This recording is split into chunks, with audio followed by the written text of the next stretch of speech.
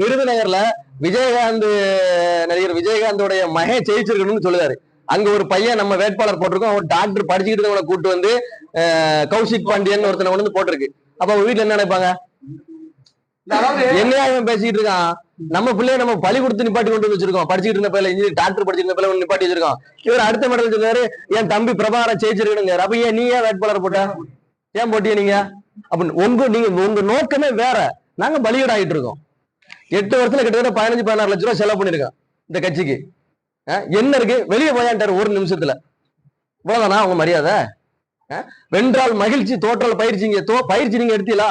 நாங்க பயிற்சி எடுத்து பாடி வீக் ஆயிட்டு என்னைக்காவது மகிழ்ச்சியா இருக்கா? ஒண்ணும் கிடையாது. அவருக்கு மகிழ்ச்சி அங்கீகரிக்கப்பட்ட வேற ஏதாச்சும்